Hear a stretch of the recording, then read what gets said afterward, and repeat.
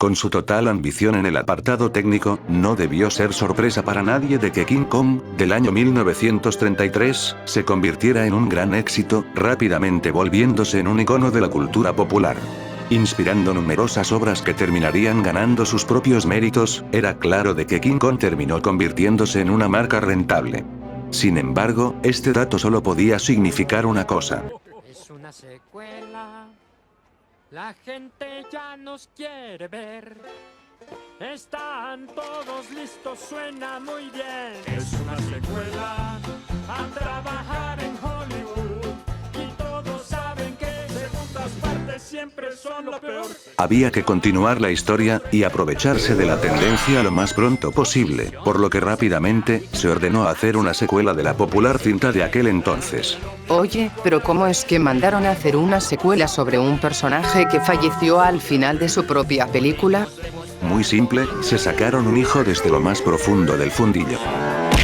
Son of Kong, la secuela directa de la primer película de King Kong, estrenada en 1933, es... Espera, ¿cuándo dices que se estrenó? ¿Cómo que se estrenó exactamente el mismo año que su antecesora? Sí, esto no comienza con buena pinta. Estrenada a casi 9 meses desde el estreno general de la primer película, e incluso odiada por algunos miembros importantes de la producción, Son of Kong terminaría siendo una de esas películas creadas simplemente bajo la excusa de generar más dinero. Pero, ¿realmente esta película es muy mala considerando todo lo anteriormente mencionado? ¿O estamos tratando con una joya incomprendida que aún no hemos sido capaces de valorar? Pues acompáñenme el día de hoy, para analizar la película que tiene como enfoque principal, supuestamente, al hijo del rey de la Isla Calavera, siendo dirigida en esta ocasión, únicamente por Ernest Wolczak, aunque Merian Cooper regresaría como productor ejecutivo.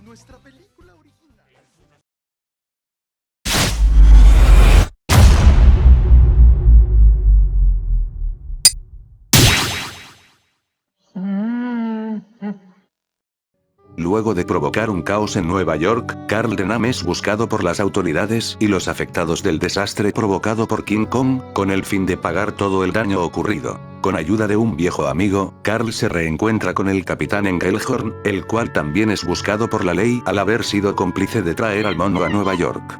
Ambos deciden escapar a otro lugar, en lo que piensan en una alternativa que pueda sacarlos de su situación. Después de un chingo de relleno, y de conocer a Hilda, ya que la película necesita un personaje femenino para venderse, Carl y Engelhorn se encuentran con Hellstrom, el cual fue el encargado de otorgarle originalmente a Denham el mapa hacia la Isla Calavera. Ya que está bajo el potencial de ser arrestado por ser el responsable de asesinar al padre de Hilda, Hellstrom le cuenta a nuestros protagonistas que aún existe un tesoro dentro de la Isla Calavera, el cual podría ayudar a sacarlos de su situación. Sin más opciones y con gran tentación por la idea, Carl y Engelhorn se embarcan nuevamente hacia la Isla Calavera, donde los tripulantes, sin intenciones de volver a toparse con sus animales, terminarían por traicionarlos junto a Hilda y posteriormente a Hellstrom, dejándolos a su suerte. Sin embargo, nuestro buen pana Charlie, quien simplemente quería alejarse de la tripulación, se iría junto a los demás, escondiendo algunas armas para defenderse de los peligros de la isla. Luego de que la tribu les denegara el acceso por lo acontecido con King Kong, Carl y los demás buscarían un nuevo sitio en donde poder acceder, en el cual terminarían por encontrarse con un simio albino, quien luego de ser salvado por Carl y Hilda de arenas movedizas, el pequeño mono conocido como Kiko, no, ese no, se encargaría de apoyarlos ante cualquier amenaza que se presentara ante ellos, como una muestra de gratitud. Tras varias peleas, Carl y Hilda se harían con el tesoro de la isla, sin embargo, por puro guionazo, la isla comenzaría a hundirse, llevándose consigo a Hellstrom y a Kiko, quien terminaría por usar sus últimos momentos de vida salvando a Carl, al sacarlo a la superficie para que éste fuese rescatado por los demás. Finalmente, luego de ser rescatados por otra embarcación, nuestros protagonistas logran escapar con el tesoro en manos, terminando con Carl y Hilda compartiendo una parte del tesoro, porque ya saben, personaje masculino más personaje femenino igual a pareja sentimental. Bueno, estoy un poco sorprendido, la premisa es bastante buena. Quitando algunas cosas, como continuación, la peli tiene un buen punto de partida. La idea de Carl volviendo a la isla Calavera para encontrar un tesoro lo suficientemente valioso como para pagar todas sus deudas por su desmadre en la anterior cinta, gracias al reencuentro con el sujeto que le entregó el mapa, es una buena idea, y claro, solo un lugar como la isla Calavera podría tener un tesoro de tal magnitud. En concepto, todo esto suena genial, le da la oportunidad al universo de King Kong de expandirse con elementos como las consecuencias del ataque de Kong, nuevas locaciones a explorar en la isla Calavera, al estar buscando un tesoro, y además, conocer al responsable indirecto de todo lo acontecido en la anterior película. Pero como dije, todo esto en concepto, porque en ejecución, pues qué les digo, la peli no abarca mal estos temas, pero tampoco los abarca de forma excepcional o innovadora, cosa por la cual su antecesora es una película reconocible. Con esto ya sabrán por dónde va el asunto. Si bien, podemos ver cómo Carl ha caído tan bajo, al punto de que debe esconderse en la casa de una señora random, no tenemos realmente un vistazo a cómo Nueva York ha cambiado tras el ataque. No tenemos al gobierno o a las autoridades tomando cartas directamente en contra de Carl, o alguna escena en un tribunal para entender la gravedad del asunto. Básicamente es un contar pero no mostrar. En lugar de todo esto, simplemente tenemos escenas con los protagonistas perdiendo el tiempo en una especie de circo, persiguiendo changos, e introduciendo personajes que sinceramente no aportan absolutamente nada. Otro punto importante a recalcar sobre la peli, es que al contrario de su antecesora, la cual se enfocaba más al terror, esta se enfoca más en el humor, el cual, no lo voy a negar, me sacó una que otra carcajada en más de una ocasión, y no hablo solo por las pendejadas del Kiko, sino porque genuinamente los personajes llegan a contar con interacciones bastante divertidas, especialmente cuando se hablan de los sucesos del anterior filme. Por lo que vi, esta decisión se tomó porque incluso el equipo de trabajo era consciente de que esta película no estaría de ninguna forma a la altura de su antecesora, por lo que decidieron optar por hacerla más divertida, algo que realmente agradezco bastante, aunque choca con la temática anterior, es preferible que al menos quieran ser honestos e intentar hacer el filme lo más entretenido posible, que hacer una chingadera completamente aburrida sin nada a destacar, porque todo el tiempo quiere tomarse en serio. Lo sé por experiencia. En fin, una premisa bastante buena, pero limitada por el ruseo de su desarrollo.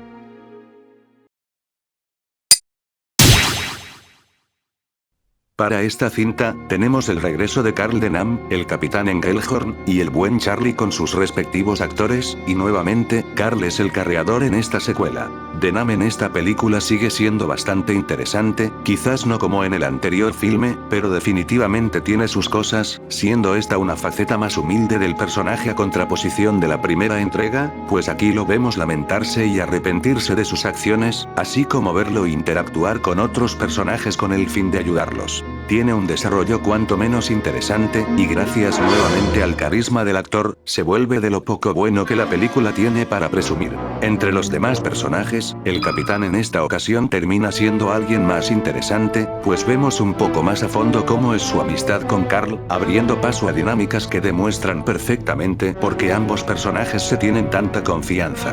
Que de igual forma, lo vemos pagar por sus actos de la cinta anterior, desde sus consecuencias por haber transportado a King Kong a Nueva York, hasta cómo su propia tripulación se pone en su contra, ya sea por el pésimo pago que les estaba dando, o por haberlos mandado a una muerte segura en el anterior filme.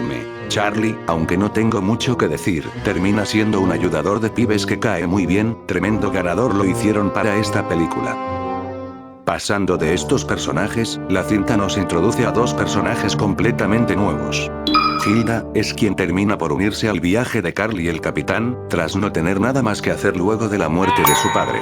Sinceramente es un personaje bastante irrelevante, si acaso sirve como brújula moral de Carl, o una forma de generar drama con el siguiente personaje, pero de ahí en más, podrías quitarla de la cinta, y la cosa no cambiaría mucho. Eso sí, le doy un poco más de méritos a este personaje por tener su propia personalidad, siendo alguien más decidida con sus acciones, y no una simple máquina de gritos en contraste a Andy Rowe, en ese apartado al menos alcanzaron a cumplir. Aunque me da mucha risa que este personaje reaccione de forma tan casual ante los monstruos de la isla.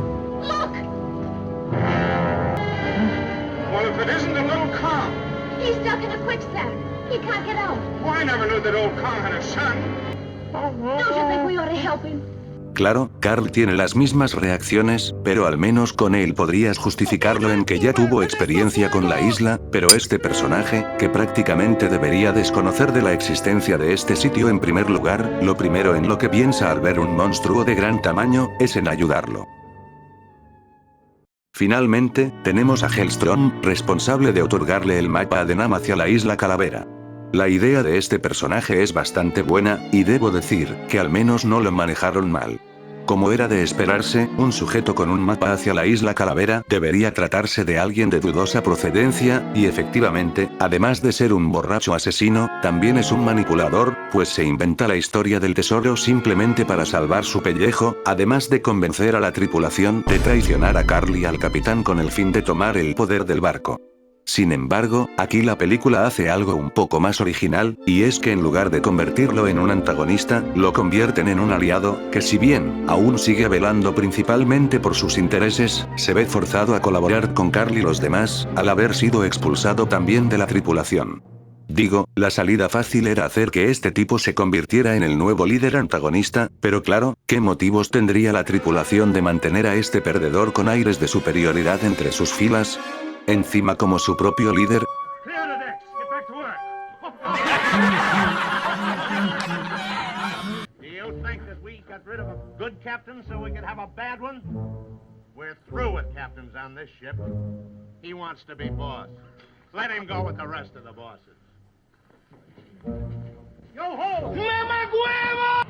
Pues era obvio que te iban a traicionar, mejor te hubieras quedado callado. Los personajes, sorprendentemente están bien, me atrevo a decir incluso que son más destacables que en su primera entrega, pero lamentablemente, la pobre dirección de la cinta los coloca en situaciones que no permite aprovecharlos por completo.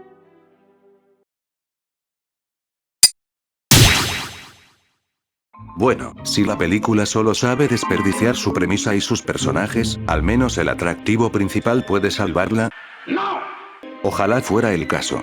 ¿Recuerdan cuando les dije que más tarde hablaríamos de la isla Calavera? Bueno, pues esa es la parte divertida, los personajes llegan a este lugar faltando solo 30 minutos para que la peli acabe, sí, es casi la mitad de la película, pero pasamos de tener acción y tensión constante, a tener todo el espectáculo principal solo hasta casi el final, joder, que el título de la película casi que pasa a segundo plano en todo el metraje. En esta entrega tenemos a Kiko Kong, que como dice el título, es el hijo de Kong. ¿Cómo sabemos esto? Pues porque así se llama la película, Carl simplemente infiere que se trata de la bendición de Kong, y ya está. Sí, no me tienen que mostrar un certificado de nacimiento para aclarar esto, pero es que en la película original no hay ningún rastro que indique la presencia de algún otro chango como para implicar la existencia de un presunto hijo de Kong. Claro, el personaje existe simplemente como alternativa, ya que su padre está muerto, pero es que su sola existencia contradice por completo uno de los detalles más importantes de Kong, y es que parecía no tener otra cosa en el mundo por la cual preocuparse que no fuera la rubia. Sí, lo más seguro es que Kong fuese un padre de mierda. Algo que me causa un poco de gracia, es que a este personaje se le conoce como Kiko. Pero, ¿de dónde viene su nombre? En toda la película Carl simplemente lo llama Pequeño Kong. Pues al parecer esto se debe a que Kiko era su nombre en clave durante la producción, esto juntando las primeras dos palabras de King y Kong. Unos genios de veras. Pero bueno, dejando de lado ese tema, Kiko al menos se diferencia de su padre al tratarse de un chango más sumiso, esto ya que Carl y Hilda le salvaron la vida. Me gusta esta dinámica, llega a ser bastante divertida y un poco original, pero siendo justos, nuevamente le quita bastante peso a la anterior cinta, pues no solo hace que la isla se sienta menos peligrosa al actuar de perro guardián, sino que también crea un enorme contraste entre su padre, en donde pasamos de tener escenas como esta.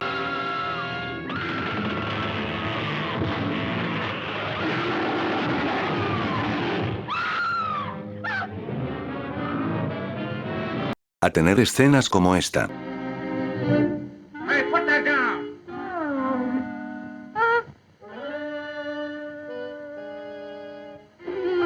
Hey, look out, you'll shoot yourself, you halfwit.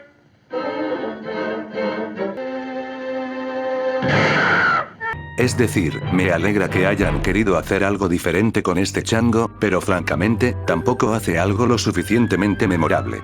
Quizás su muerte, pero joder, lo mataron de forma injusta con ese maldito guionazo. El resto de monstruos, pues están bien, para ser una producción hecha a las prisas, tiene más variedad de lo que me hubiera imaginado. Un oso gigante. ¡Un peje lagarto! ¡Contra un peje lagarto! Y finalmente, un maldito triceratops en la isla Calavera. Lamentablemente, este ni siquiera se cruza con Kiko en toda la película, y las escenas de estos monstruos no son tan icónicas ni duraderas como el anterior filme. Simplemente pasamos muy poco tiempo en la isla Calavera, que no abre paso a más interacciones con estas bestias.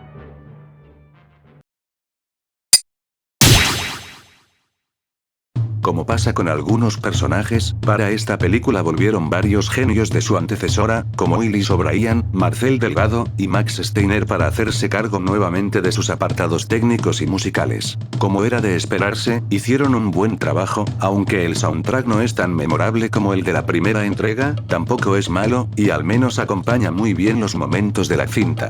Mientras el stop motion sorpresivamente está bastante bien, claro, no hay tomas tan buenas o elementos tan impactantes como en la primera entrega, pero al menos se sigue viendo bien dentro de todo, especialmente para tratarse de una cinta con poco tiempo de desarrollo. Las batallas igualmente están geniales, incluso si son a menor escala, es igualmente de lo poco bueno que esta cinta al menos puede seguir presumiendo. Otra cosa decepcionante que la película también se encarga de desperdiciar, son sus escenarios, si bien ahora se nos abre la oportunidad de explorar templos abandonados, la cinta se termina por limitar a muy pocos escenarios, más aún comparado con su antecesora, provocando que esta peli se sienta súper estática, al estar la mayor parte del tiempo en los mismos pinches lugares. Lamentablemente, sin grandes ambiciones como su antecesora, o sin un contexto lo suficientemente interesante por detrás, todos estos apartados simplemente terminan pasando sin pena ni gloria.